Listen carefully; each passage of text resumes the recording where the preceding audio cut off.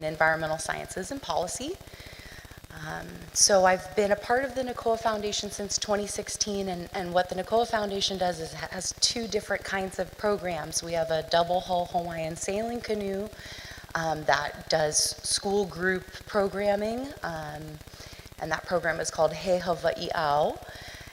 We have been a part of a number of coral restoration programs utilizing our va'a as a traditional vessel in those opening ceremonies.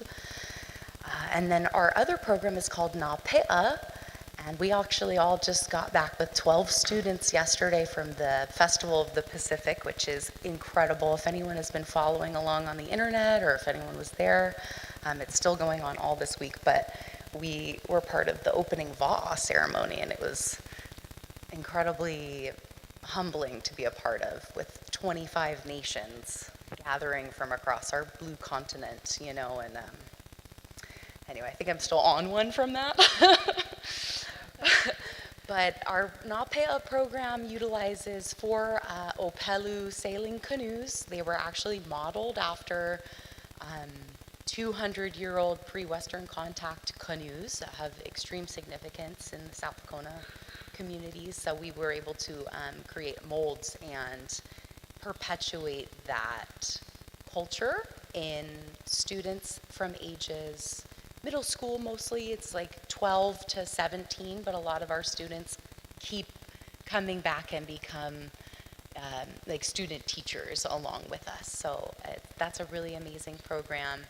We're in need of more students this upcoming year, so if anyone has any middle schoolers or high schoolers, we'd love to come on in or bring them in. So that program is a summer-based program, and we train the kids on all of the traditional parts and names of the va'a. We also teach about ahupua'a and ancestral lineal-based, place-based knowledge, and stewardship of those vahipana. Okay, and then I'm gonna introduce the Hawaiian chieftain. It's a 103-foot gaffed rigged topsail ketch. So it was actually it's a tall ship, and it was originally built in Lahaina. I wish I had a photo of it.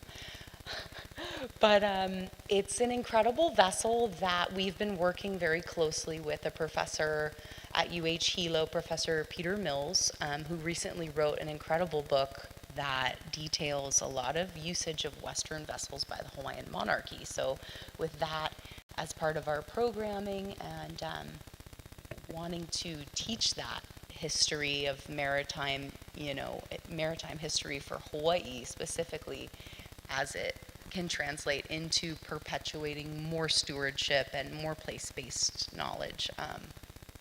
It's going to be very exciting once we get her here. So hopefully by this year or next year, the beginning of next year, the end of this year. We actually just did a sea trial. It was exciting. So I would encourage everybody to Google Hawaiian chieftain, and you'll get to see, there's a Wikipedia page for the vessel and what the vessel looked like before the restoration. Well, what it looked like when it was built. Probably not a whole lot of pictures what it looked like right before the restoration, but you'll get a sense of what the vessel is. It's chicken skin to see it, and it'll be amazing to have it, moored permanently in Kailua Bay over in Kona. How about you, Dr. Asner? Aloha kako. Thanks, Chris, for having us here. This is fun. Good to see people I know and haven't seen in a while, and I see some new faces too. So I'm really interested in meeting people today. Arizona State University is an interesting thing. They showed up about 6 years ago and invested in the Big Island. And they wanted a coastal marine program, and so we didn't go anywhere. They've been a great shot of energy and collaboration on our island. And so the programs that I run for ASU now really blend the work that has been going on here for decades. I just finished my 3rd decade working on Big Island. I entered my 4th decade. That's the weirdest thing scientifically. ASU, we now have a graduate program on the island. Our faculty are based here. We have a small faculty of graduate level professors who have PhD and master's students. We do not have an undergrad program here on the island, and we will not. That's really not what we're here to do. We're here to fill in gaps. This program is filling in educational gaps that exist on the island. So that's the ASU side. Like Auntie Cindy said, a lot of our work has been focused at the confluence of culture, science, education, and government. And that's the four elements that I somehow keep juggling through my career here. We're in a new phase. Even though we work worldwide, our home base here has made us particularly sensitive to the changes in our oceans here. Through the scientific studies, through the cultural lenses, through the education, and through the government's challenges that it has at county, state, and federal level. And I could talk all about that. But a major transition occurred after 23 years of measuring the problem, the diagnosis of our coral reef.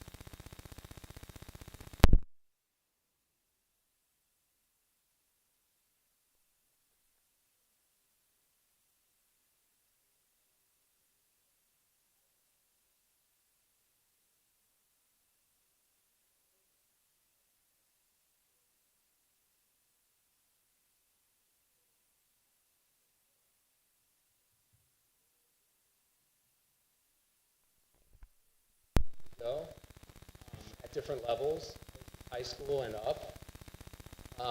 And the government side is going to continue to be critical because the government has jurisdiction over our reefs. All reefs are in state waters. So DLNR is our deep partner and our functional partner. We have actually a cooperation with them that puts us interacting with them day-to-day, vessels and personnel and so forth. So you'll see that happening too around you as this unfolds. The goal is not just to restore these reefs, because that might be a goal we never fully reach, but the goal is to restore our connection to them and to create an environment where the communities are comfortable working with the government. The education process is raising a workforce from Big Island into the future of these reefs, and that we're not in this sort of siloed environment that I grew up in academia, which we have proven does not work. So that is Akokoa. I mean, that's just awesome. So what I hope you've taken away from the first several minutes is that the organizations that we've reached out to participate in today's event are doing meaningful, impactful, local conservation work here on Hawaii Island specifically. And we wanted to bring that to you today because there's a lot of, quite frankly, doom and gloom information and news out there. But there are a lot of organizations that are doing a lot of great work under the radar, so to speak, here on the island. And we need to do a better job and a more consistent job of showcasing those efforts because coming together and understanding and learning and being on the journey together is truly what's going to make or break the next couple of decades. So before I go any further, I do want to, and I apologize for not saying earlier, thank Phillips and his wonderful team here at the Hilo Palace Theater for reaching out to Malama Kai Foundation and asking if we could even put something like this together as a collaborative group. So thank you, Phillips, and all of you who are helping staff the event here today and have opened the Hilo Palace Theater to the community for this wonderful engagement. So the first question I'm going to pitch over to you, Dr. Asner. Your research has provided invaluable insights into marine ecosystems here in Hawaii and beyond. And I would love for you to be able to share with the audience some of the key findings from your recent studies, especially here in Hawaii, that can inform conservation strategies. So really looking to translate the information into local action at perhaps more the policy making level. I've got a question later for you about all of you about at the community level. But you know, what is it that you've learned recently that has been able to or you'd like to see translated into the policy making? Oh boy, I'll try to be as brief as I can be. So in 2023, last July, so almost a year ago, we put out our biggest study ever of what has happened in West Hawaii, from Apollo Point, that's the North Point, to Kalai, also known as South Point. That 124 miles is the longest contiguous reef in the main Hawaiian Islands. That reef, if you take that West Hawaii reef and wrap it around Maui, it actually is a little longer than the circumference of Maui. It's a really big area. This was a major, major study, 23 years in the making, enormous amounts of field work and whatnot, and highly interagency. The study found that, well, one, what's been going on in our oceans, one element of what's been going on is one that we're not going to get away from in my lifetime or in your lifetime, which is these periodic marine heat waves. These heat waves hitting our reefs. And I could tell you why that happens and how, but let's just know that they're going to keep coming. We had the first big one in West Hawaii in 2015. Anybody here for that one? Yeah, pretty devastating. Everybody freaked out. 2019, we had a medium one. This year, we're lucky. There's a reason. We're not having one, but a lot of the world is having one right now. So we're going to have these every 3 to 4 years. Maybe, if we're lucky, every 5 years, and not so frequently. That's our backdrop of what we've learned. Now, what do we do with that? That is not in the Hawaiian mythology, these heat waves. It's not in the cultural practitioner knowledge database. It's not in our backgrounds. So what do we do with it? So this study that I mentioned from 2023, we found that reefs that have a certain low amount of pollution, coastal pollution, and high fish concentrations make it through these heat waves far better than the ones that are depleted of specific fish that I could list for you, and or have this coastal pollution going into the ocean. And there's a reason for this. It's chemistry, it's biology behind it, the reason. But the study proved it unequivocally, that if you can reduce fishing pressure appropriately and culturally, in a culturally appropriate way, and reduce pollution, that we can get through these periodic heat waves. I would say 3 to 4 times better than if we don't do that. You asked me, what have we learned? That's our number one lesson of 23 years of science on the Big Island. And so we rolled that up. I took it to the Gov. The Gov was co-authoring a lot of it. County level, county council, state level, DLNR, and the state legislature, and of course federal level. And right now we're still in the teaching phase. What did we learn? What do we do about it? And many agencies and organizations are trying to respond to that now and trying to make some changes on land we could talk about and on the reef itself that we can talk about, because the heat waves will keep coming. They're not going to stop. We got to be ready. That's the new posture we're in now. I hope that made sense. Amazing. Lauren, the next question is for you. You've already mentioned a little bit about the process and the challenges a little bit of restoring Hawaiian chieftain. So I've got a kind of a two-part question for you.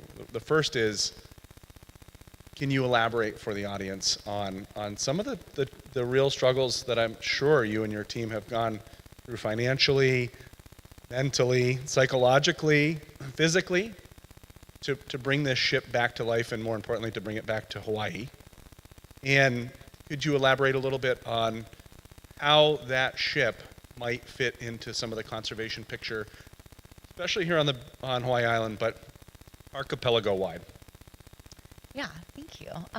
So yeah, it's been a long, arduous mission to get this boat back to a stable state, and into a sustainable business model too, right? A lot of tall ships are, based entirely as nonprofits, and so with that, they're very restricted in what they can do. But back to restoring the boat. This boat was built in 1988, so it's modeled after 18th century shipping, commerce vessels utilized in the Hawaiian monarchy. King Kalakaua actually has a naval ship called Kaimi Loa that is kind of similar in its appearance. But anyways, bringing this boat after it had its maiden voyage from Lahaina to Honolulu, then it went to Tahiti, came back to Honolulu, then it went to the west coast of the mainland U.S. and kind of just disappeared there in a number of different organizations. At one point it was renamed. It was like some eccentric billionaire's personal yacht on the East Coast. It had quite a journey, and unfortunately she came to such a state of disrepair that the entity that had it up in Oregon, they were thinking about sinking it and turning it into a artificial reef.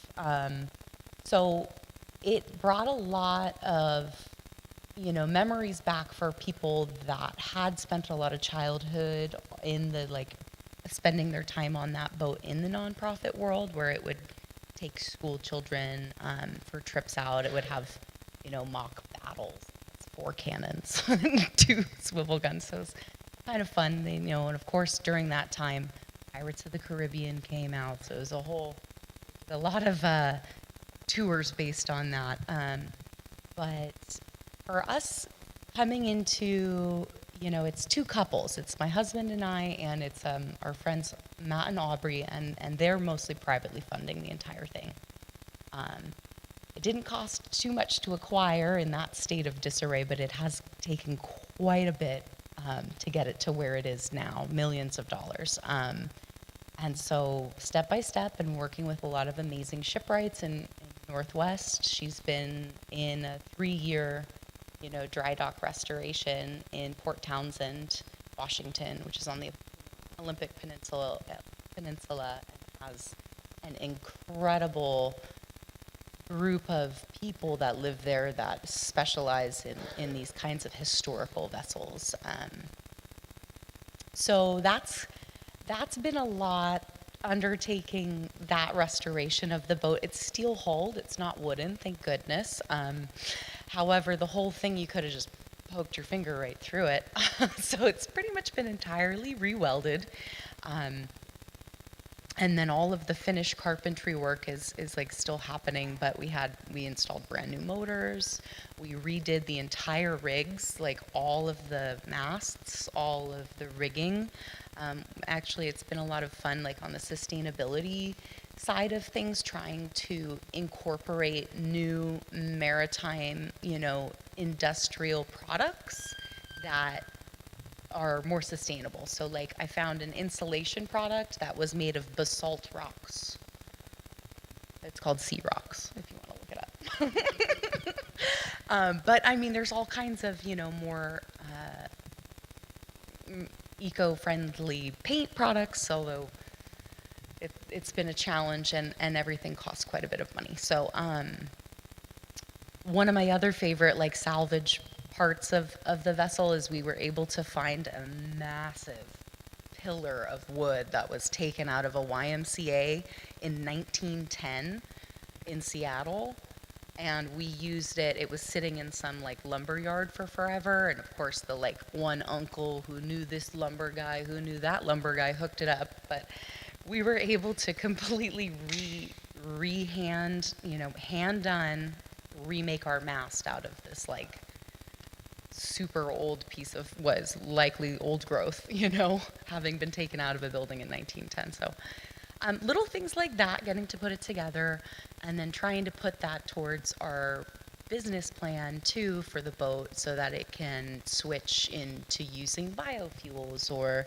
just really maximize the sail power and eliminate or reduce a carbon footprint for missions and for work here that we want to do in the conservation realm. So I'd really like to focus the vessel's usage when it comes back to Hawaii. Of course, number one, we have to go back to Lahaina, where it came from, and protocol there and Malama that place. So that's kind of our number one mission for its return. And secondly, we plan to come back here, back to the Big Island. It'll live in Kailua Bay, and we're trying to get together with a lot of, UH Hilo programs with the professor that we've been working in the department, anthropology department, and then school groups, of course, other conservation groups like nonprofits such as the Nature Conservancy, Conservation International, just helping bring their educational programming incorporated somehow into the vessel in order to just kind of bring it all together. There's so much learning and there's so much experiential based training that is really valuable for children and for stepping out of your comfort zone. And I don't know if your kids are like mine, but they won't get off the screen. And this is a really good way to get off of it and really bring a lot of excitement about voyaging, about history, about Hawaii,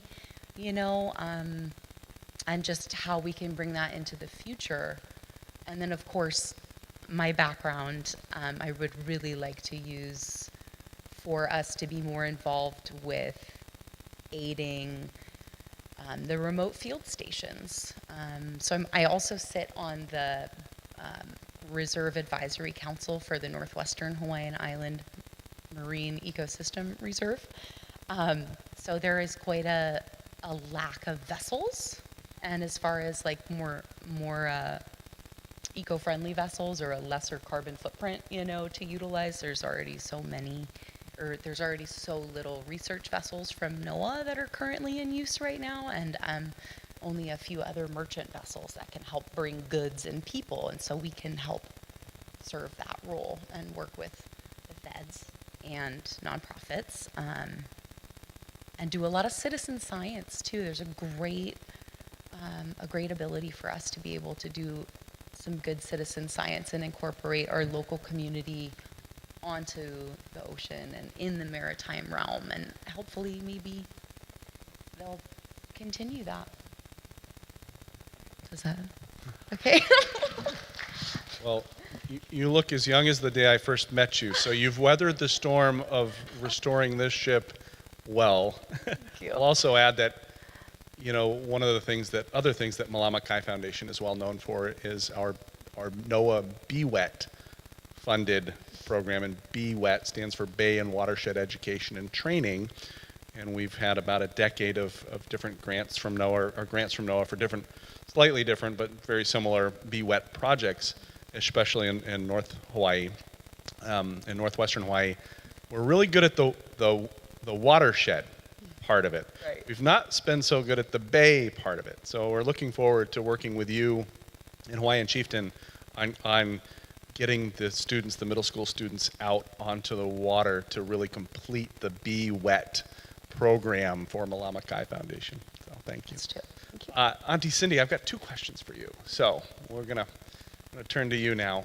The first is, you know, the Kohala Center may or may not be known by some of the folks in the audience, and I'd love it if for them you could highlight one or two projects that you really would like them to take away from this engagement today, knowing that the Kohala Center, without the Kohala Center, maybe is a way to put it, wouldn't exist, and the things that you're perhaps most proud of under the banner of the Kohala Center.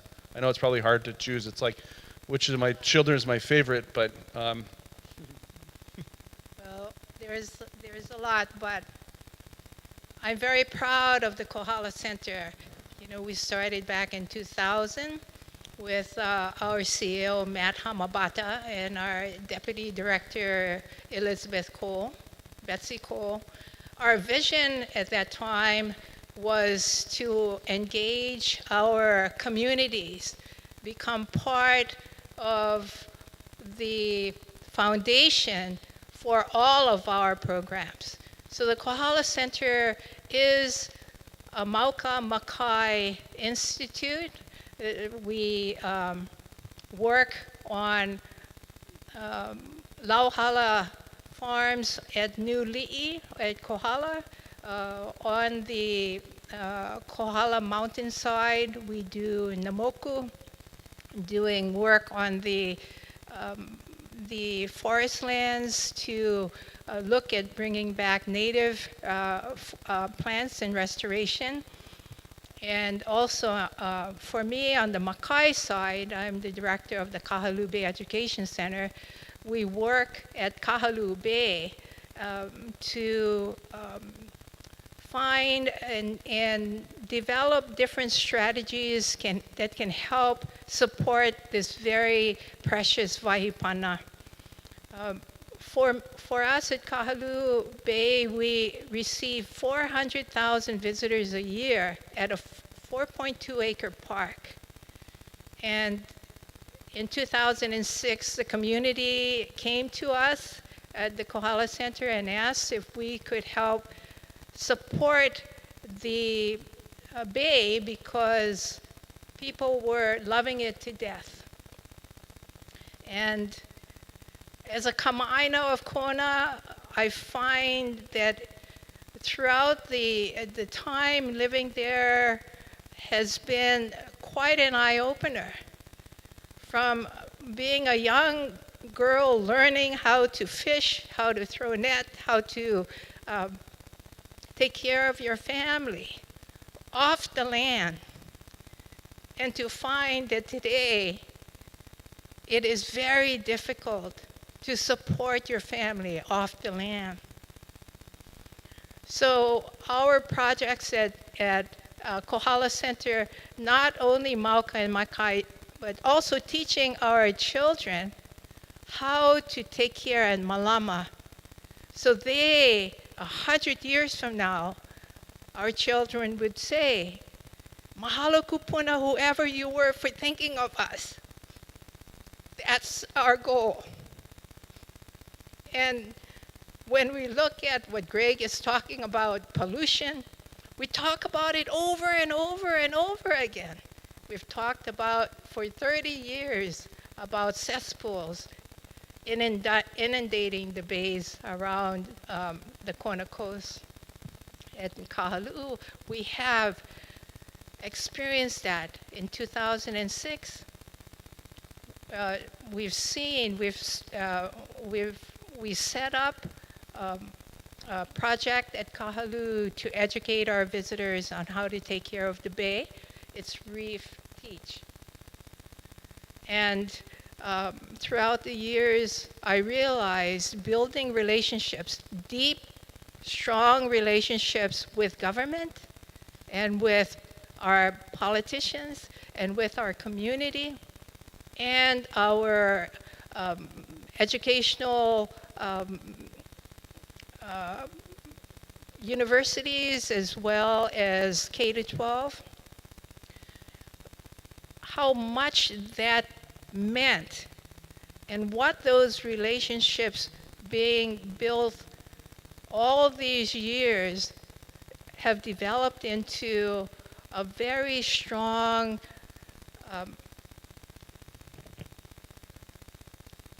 depth of trust, respect, and integrity.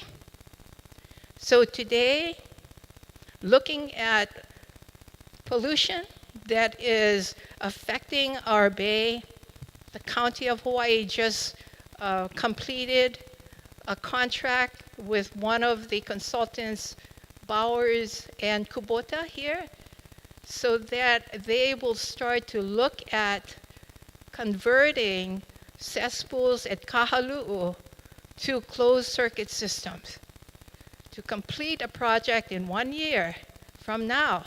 So it will be shovel ready to begin. Our volunteers at Kahalu, I have over 500 volunteers all over the world that are reef teachers that come to do water quality testing. Every month, we do water quality testing. We've been doing it since 2009. We have a strong amount of data. Chris is familiar with it because we are part of Hawaii Viola, which is an organization that does water quality testing all over the island. And in this way, my hope is that once the conversion happens and the sewage is moving to a wastewater treatment plant at Kahalu, that we will see a difference in our nutrients and how we see the bay revitalized. The other part to building relationships is allowing Kahalu Bay to rest every year, where the County of Hawaii has allowed the Kohala Center to close the bay for cauliflower coral spotting. And just a week ago, we closed it, Kahalu Bay Park for 9 days, and the cauliflower coral spawned. So what Greg is saying, in 2015, when we had that massive heat wave that killed 95% of our cauliflower corals in the bay, it was devastating for us. And his flyover that showed exactly how the bay looked in 2019 confirmed our observations. Our kilo work at Kahalu, 95% of our corals in the bay died. But because of our relationship with the County of Hawaii, Parks and Recreation Director Maurice Messina, we closed the bay in 2018, 20 was the COVID-19 pause, 21 and 22, 23, and 24. In 2018, we had 6 viable cauliflower coral heads that could spawn. And throughout this the years, now we have over 100 plus coral heads on all different sizes in the bay. And outside the Minihuni Wall, we have thousands of cauliflower corals growing. So we know that if we take action, and that we do diligence, not just talk, but do something to cause this kind of rejuvenation.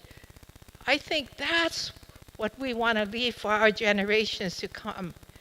Shame on us if we know what to do, and yet we don't do it. Because we are here today. We're at a tipping point. We need to make these changes. And I'm so proud of Dr. Asner and what he has done to do and put yourself out there. It's not easy. In 2022, we had the sunscreen bill pass at the council level to ban commercial chemical sunscreens on Hawaii Island. And effective December 2022, now all of our retailers are selling mineral sunscreen. And so it's not what we think or what we say, it's what we do. And so I ask all of you to think of something that you can do that can help support the AINA, because it doesn't have a voice. We need to kilo and realize and listen to the AINA, because it will tell you what it needs. And so that is my hope. Well, since there's no following that, I'll see you folks later. I suspect that the second question was just answered, but we will see. The screening tonight of the documentary Keeper of the Bay is happening right here. Hope everybody can and more can come and see that. And a large focus of that documentary is Auntie Cindy's longtime efforts. And so the question is, you know, what message would you like folks who do and have seen the documentary to take away from it? If you could sum it in one message or one statement. It's hard, I know. It's hard, but what I hope that the audience, what resonates with the audience is that they realize that together we make a difference. It's not in silos. You know, growing up on Hawaii Island in the political environment, it's always keeping things for me in silos and not sharing the information with others. I am hoping that through collaboration and teaching our young ones and planting seeds so they become our future. And they will have the knowledge, be research and traditional knowledge together and not separate. Because ikalokahi ko kako kaolai, the well-being of all of us is in our unity. That's what I would like our film to resonate.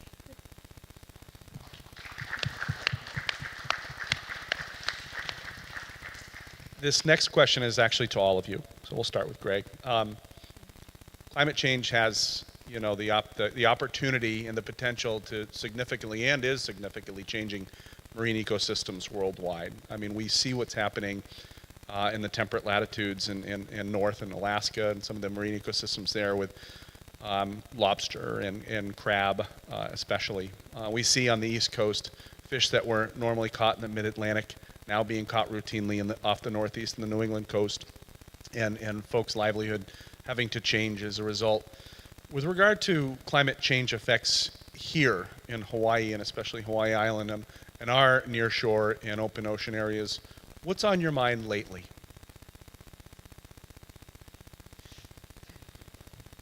What's on my mind lately is getting the community, meaning everyone who is really interacting with our coastline culturally and governmentally, however you want to think about it, to understand that we are in a new system now. The past is the past, the system, the climate system.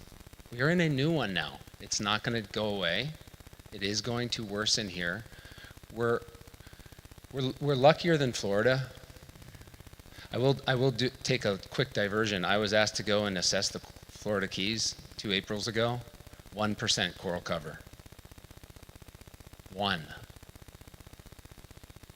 The least healthy reef I have worked on, and I've worked on in 132 countries.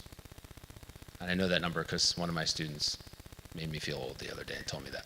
So you know, we're not Florida. You know, we're not, and I mean that climatologically. They are really in trouble heat-wise. We're lucky where we are in the mid-Pacific here, but we're going to have a heat wave every 3 to 5 years. I am sure of that. So what's on my mind is how do we get our communities to start treating the reef in this knowledge that we're going to have a heat wave every 3 to 5 years? Not to give up and go, well, there's nothing we can do. That is exactly Auntie Cindy's, well, that's my scientific brain's interpretation of part of what she's saying, which is we have got to play an active role in taking care of these reefs as they go through these periodic heat waves. And that is how do you get people to work on improving fishing practices? Highly controversial,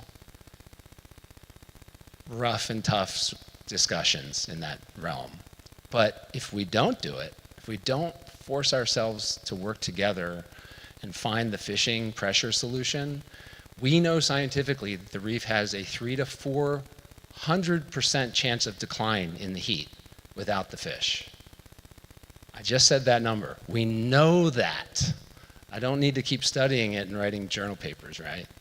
And then on the pollution side, as Auntie said, we know that polluted waters, which we know with exquisite detail around the Big Island and all the islands now, where the problems are. If we don't clean those up, those reefs in these heat waves will decline super fast. And what I see in some reefs, when I started my career with 70% coral cover, there's a reef in West Hawaii that has 7 now, from 70 to 7 in my career. And it's polluted and overfished, and it gets the heat. That's the thing we're going to try to avoid. So you ask me what I'm thinking about, that's all I'm thinking about. 7 days a week. Wow, those were both really, really good points, you two. I think a lot of what I think about is trying to encourage local acting and organizing, because it's, you know, you need to know where you come from to know where you're going. And you need to be able to take care of your place and know the global issues that we're all facing, but we have to take care of this Aina and these areas that we inhabit until we can really focus on the bigger. And so working with local communities and raising awareness to everything from solid waste, because those are going to be very important in pollution factors, not just cesspools. I mean, we have like one active transfer,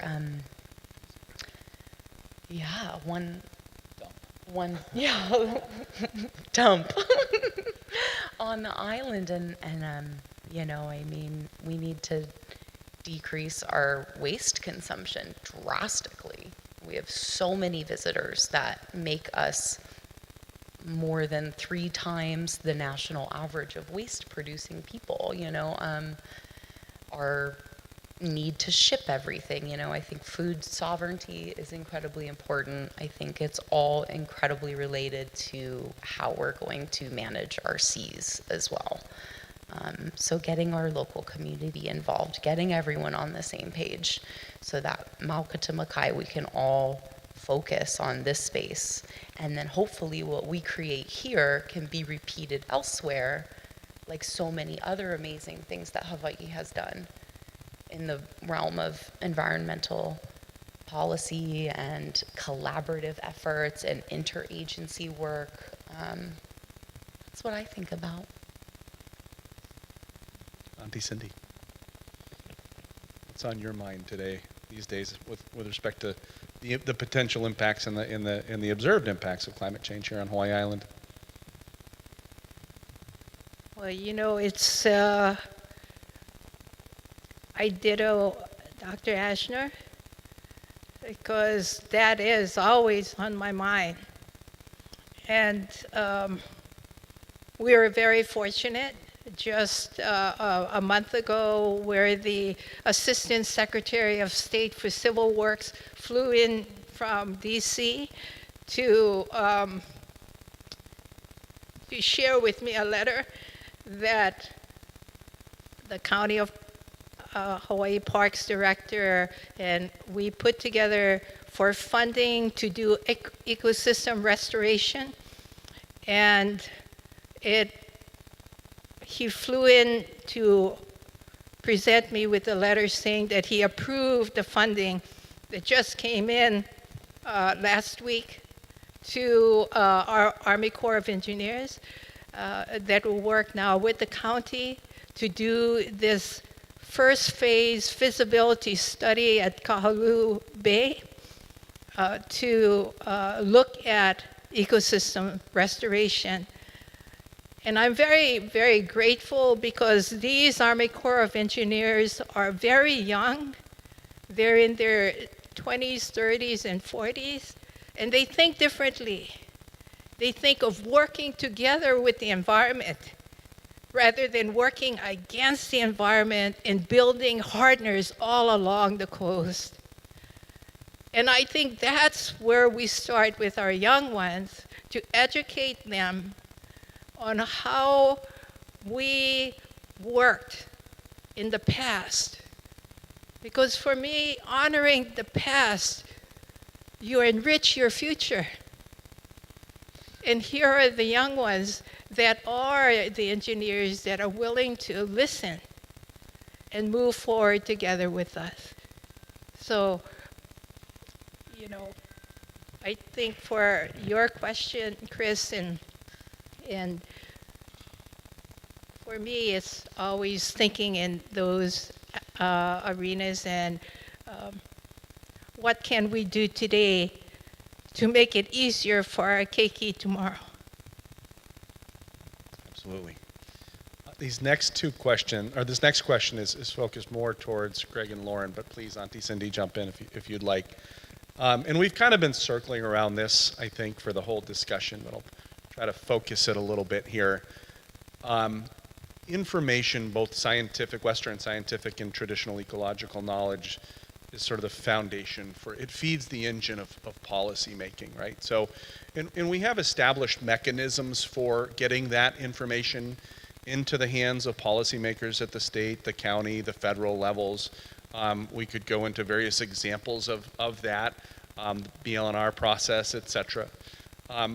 The bigger challenge, at least in my whole career, has been getting that scientific or TEK-based knowledge into the hands of folks at the community level who can then take and run with it and translate it into community action. It's been a perennial challenge, and I was wondering, for the benefit of our audience, if you've got any recent examples where you've seen that happen and it gives you that chicken skin that I'm actually getting right now asking the question.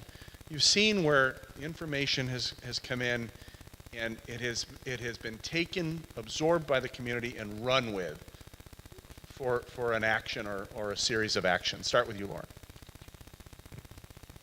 Yeah, that's a great question. And one that I've got a decent experience with. I've been lucky enough to work with the Kaupulehu Marine Life Advisory Committee that established a 10-year no-take policy for their ahupua'a. And that was incredibly eye-opening to watch from start to almost end. There's only like 5 more years left on it. And that taking, data, qualitative and quantitative data, making it palpable for community members to do, which is, it's kilo, we're all very good at kilo, and putting that into a way that is easily repeatable, easily replicable, and easily digestible, and then getting really amazing technology that like Greg works with, and seeing the visuals of that and putting that all together into making it easy to present, easy to understand, and easy to know the direction that we need to go. I've also I've not as much as Greg, but I was lucky enough to work with Miloli'i in establishing their CBSFA, and some other South Kona communities like Kealakekua and Honaunau that Greg also works with. And I'm sure he could go into much more detail on them, but it's been an incredible mission to be a part of. And yeah, I'll let you follow up. My answer is sort of one that I want to be looking at the other academics when I give this answer. The academic process is a failed state in many places throughout my career, because it hasn't been crafted to serve a community. It's been crafted to serve the knowledge, a pursuit of knowledge, say, but it's actually been crafted to pursue careers in academia. And anyone who knows me knows that I'm fire and brimstone, but you press the button, so here you go. And I get to do this because I've been doing this for 31 years. And yeah, I've been tenured for 25 of those years. Where am I going, right? So my answer to your question is the best science, let me flip it. I don't see much success coming out of scientific studies unless they are terminal phase studies, like a place has imploded biologically because of pollution. Something really bad has happened. But when there's a chronic change over time, it's the communities that know it first. And traditional knowledge, traditional practitioners definitely know it first, whether they're an Upelu fisher or a limu collector or whatever, right?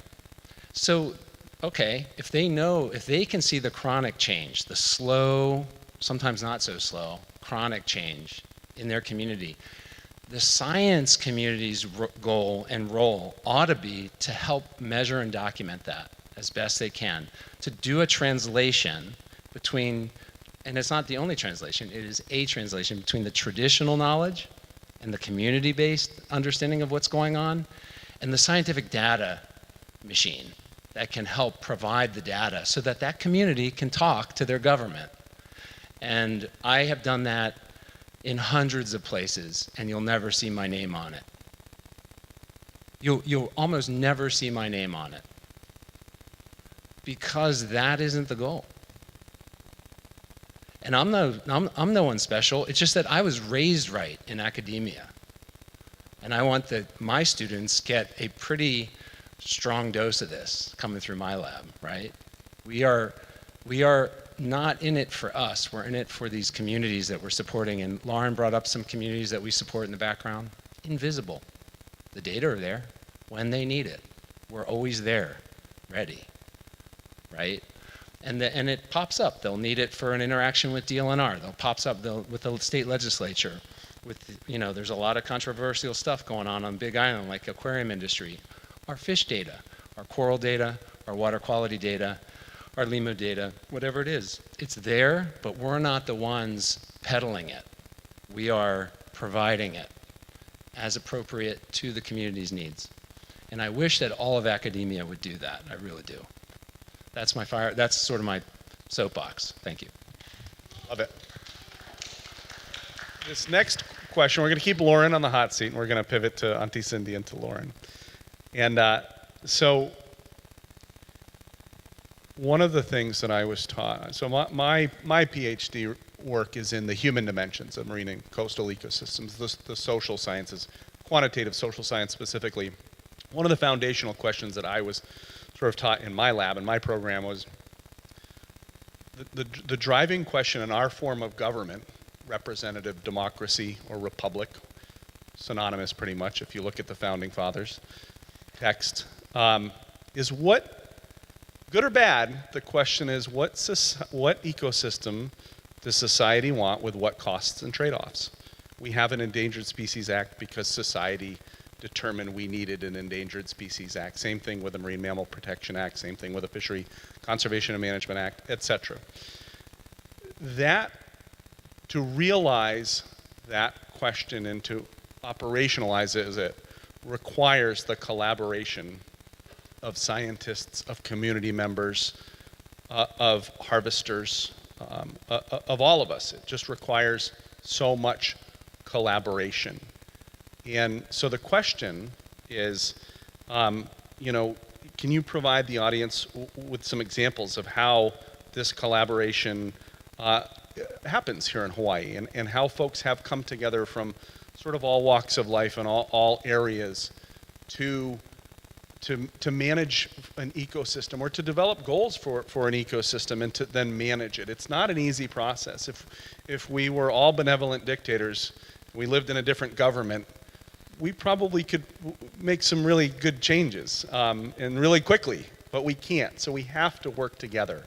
And so Auntie Cindy, how about some good examples, or an example that you've seen where those different kinds of folks have come together towards a common purpose? I really believe that, and because I have done it for years and years, educating our visitors at Kahaluu Bay, that you must educate and engage your visitor with aloha so that they become part of the solution. It is critical that you respect everyone and you allow everyone in your heart with aloha. Do not gauge. I do not judge anyone that comes to Kahaluu, but welcome them, regardless who they are. Because the most important part of collaboration and having successful end results is building that relationship with them. If they love you, they will listen to you, and they will take what you say and try to do their very best for you. You know, that's why when you have a project that you need done, you build a team that's smarter than you, but they love you, so they won't stab you in the back. They will do the best for you, and in turn, do the best for our community. We did that with the sunscreen bill that is now law on Hawaii Island. With all of these young students at Innovation School writing letters to the county council. And my team, we're scientists from all over the world who provided their articles warning us, and the NIH warning us of chemical sunscreens and their detriment to humans as well as our environment. But for me, it's always that your foundation has to be strong, and it has to be in collaboration. Lauren.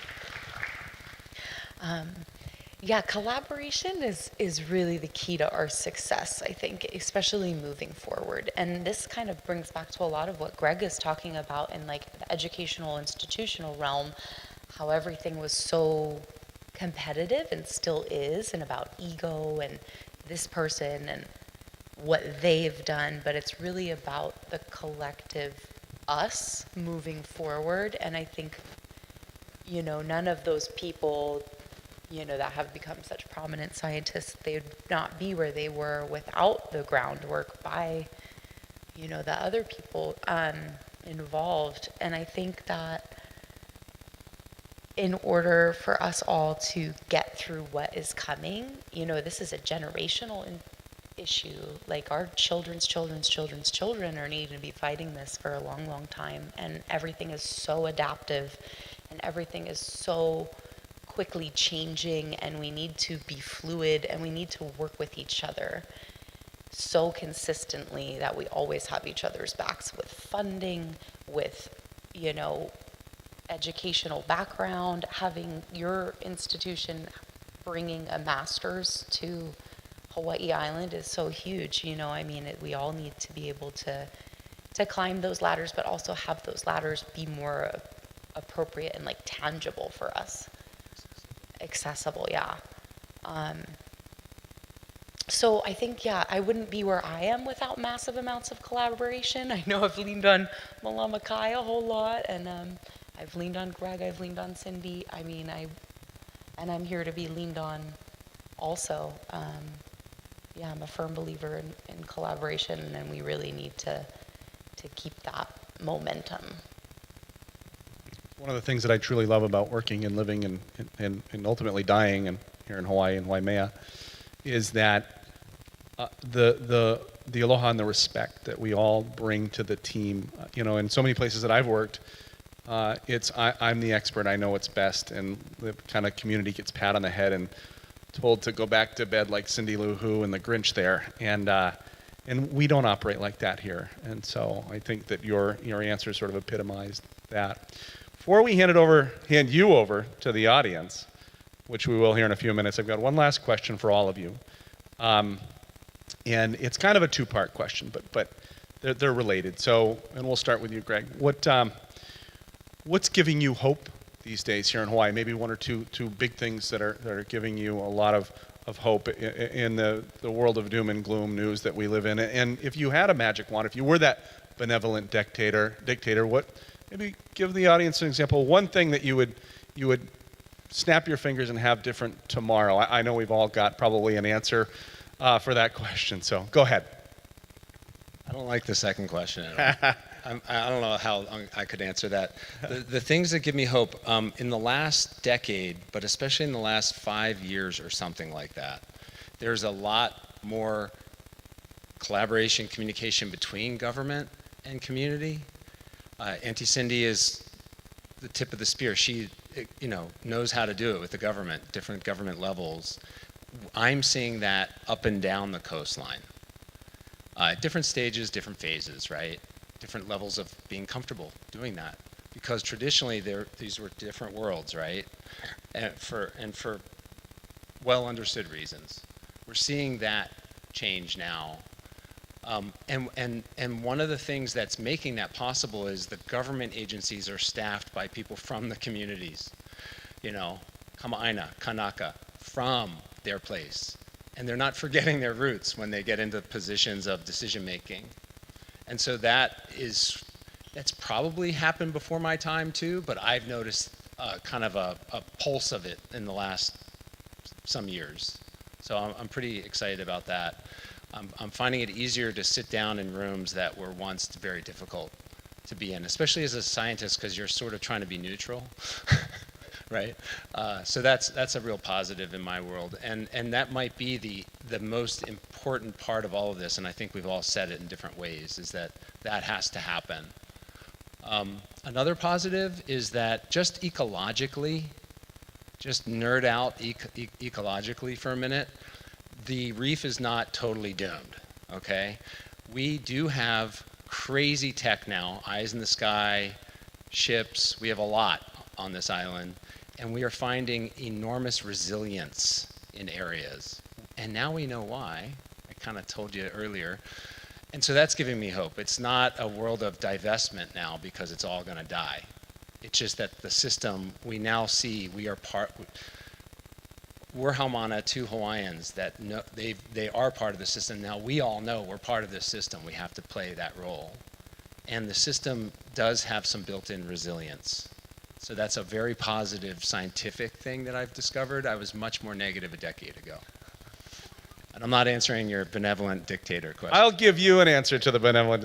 If I could snap my fingers today, given the climate change patterns we're expecting, with the rainfall probably being a little more intense in the wet areas and a little drier in the dry areas, I think we need to reforest every single watershed and stream area that we have tomorrow, because those sediments are smothering the reefs as soon as it hits the ocean. So that's mine. But go ahead, Laura. That's true.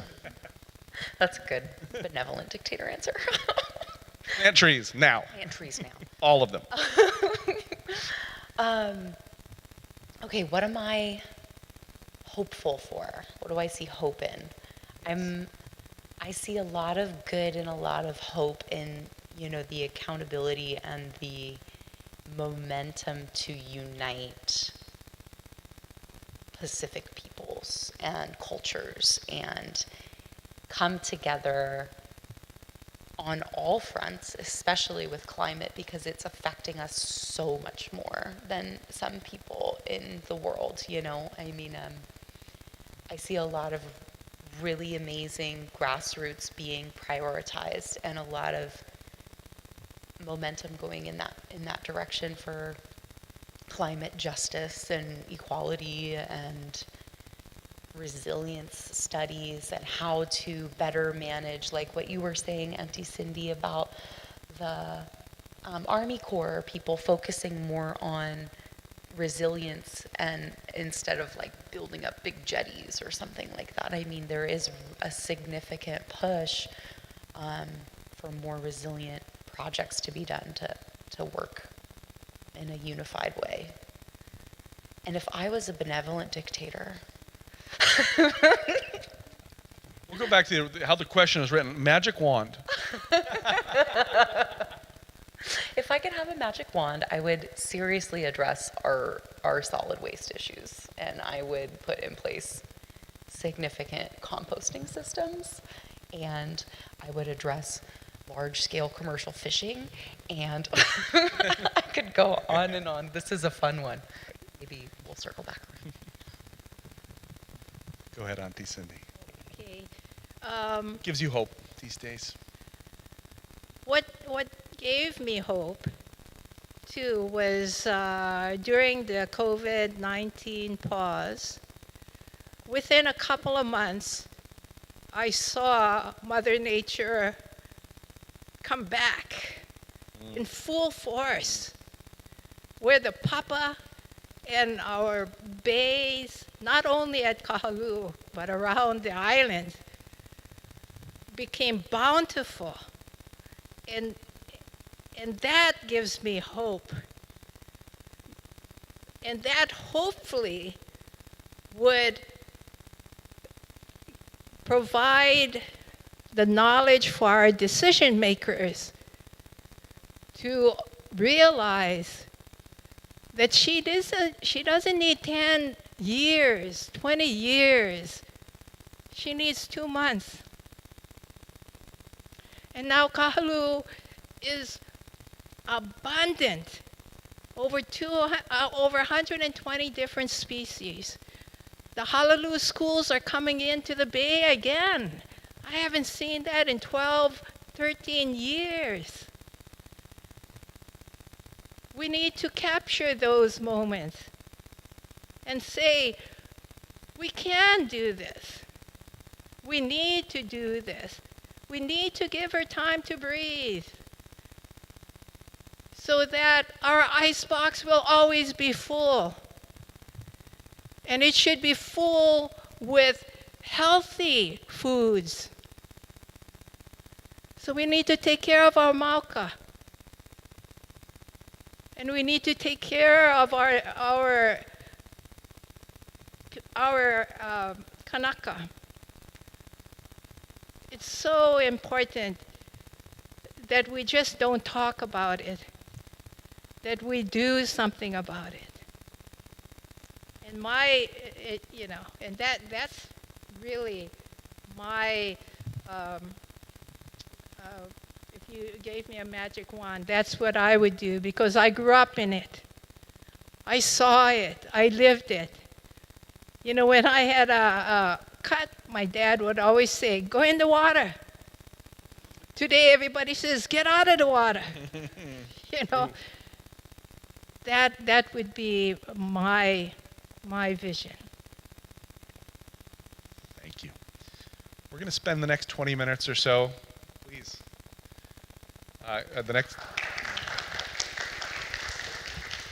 The next 20 minutes or so, giving all of you an opportunity to pose some questions to our panel. And I don't know if I need to come down there with the mic, or is there one? Do you have one down there? Would you like me to do that, Pepe? Yes, no problem. Okay, absolutely. So I gotta just kind of come down here. I can see some hands. Don't be shy. All right, now I can see. Got one right here. Okay. Great. Go ahead. Hi, thank you all so much for sharing with us. I think I'm sitting here and I'm like wondering what can I do? And I often find myself that question. So yeah, if you could tell the average person in the audience, here's what you can do, what would you tell us? Volunteer. I would say volunteer with all of the organizations that bring you passion, because I feel like I've just, regardless of my academic background, I have just found passion in places so accessible for us here as just residents to be a part of. So like, what are you into? Do you want to go like dig through fish ponds? I got a plenty of contacts for you. There's a lot of fish ponds here that need a lot of different projects and a lot of Malama Aina days. You could volunteer with all kinds of organizations. Go, Greg. He's done. I think what you're saying, though, is exactly what I was going to say, which is I assume you like oceans since you're in this room. But it's not what we think you should do. It's that we want you to come and talk to everybody you can and find out 2 or 3 places where you want to spend some of your time on these issues. Some of it might be volunteer, some might be paid. You never know. But I think what you should do is figure out 1 to 3 tangible areas within all of these topics we're talking about that you want to actually spend time on. You want to go work for Auntie Cindy's group down in Kalu? Do it. You want to come with us, do some coral restoration? That's, but it's really going to be up to you to find. I can't just answer a question, here's what you can do, recycle more. I feel like that's not the thing I should say. So, it's really find 1 to 3 areas and try them out as soon as you can. Don't wait. Because as Auntie said, we definitely need to be moving faster.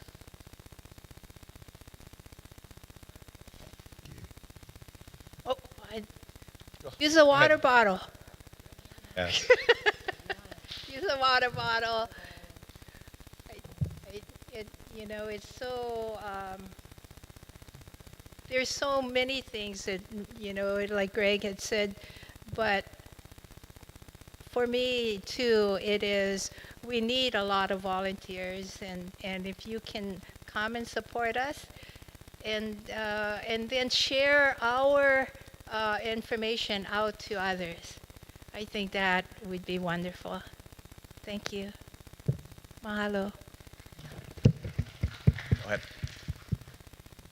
Aloha, panelists. How you doing there? I have one quick scientific question and then a more important cultural question.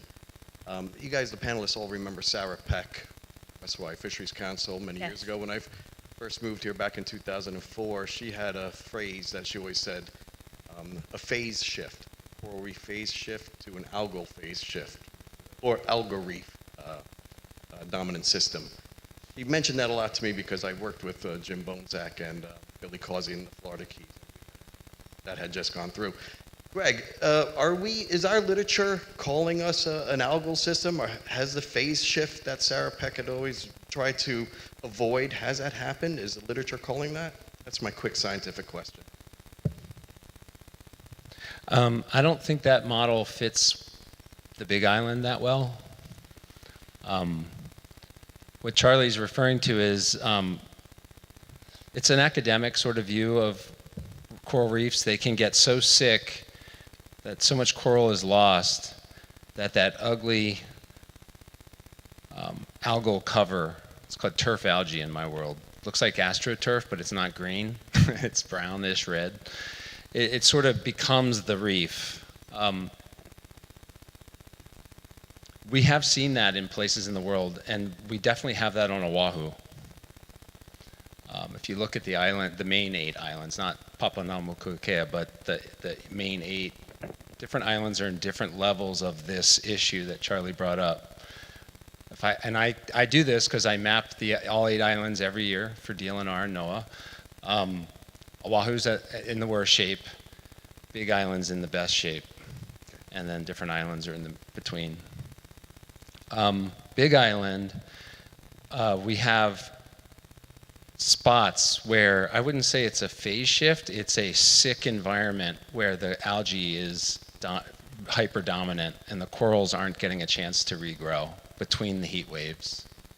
And so part of Akoakoa's restoration program is confronting that issue in those spots. The good news is there are a lot of spots on the Big Island that don't have that problem yet, that the coral is still dominating and or keeping pace with this issue. So I hope that answers the question, but It doesn't apply to Big Island. it not in the broadest way, but we see pockets, yeah. That's good to hear. My cultural question for Cindy, like you say, about 2 months of the bay not being used, nature was rebounding. From a cultural perspective, we've seen models where they close bays for an entire year. Similan Islands in Thailand, north and south. Well, that is a good example where they literally close a bay, no use whatsoever, no fishing, no take, no recreational activities, no commercial activities. From a cultural perspective, would you accept some bays being closed from tourist activity for an entire year? Would the Hawaiian cultural perspective allow this or would be in tune with it?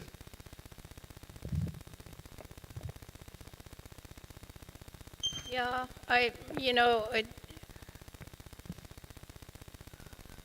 think about that a lot because we live in a different place than when my tutu was a konahiki that took care of Makalawena, Kukio area.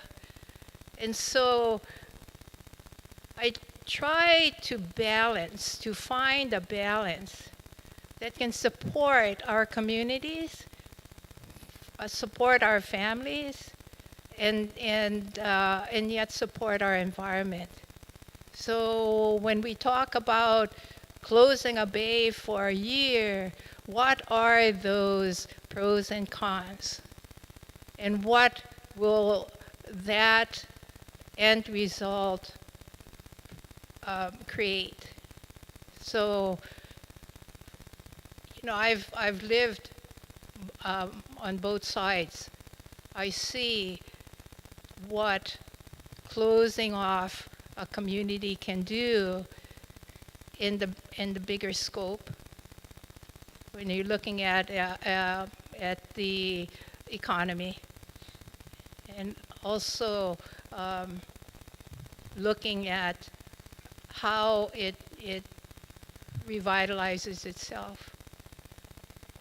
So I think it's about a balance, finding that balance where you can support a win-win scenario for everyone, not just for people or to make money, but to take care of place. We have time for a couple more questions, so down here in front. You got it? Thanks, Pepe.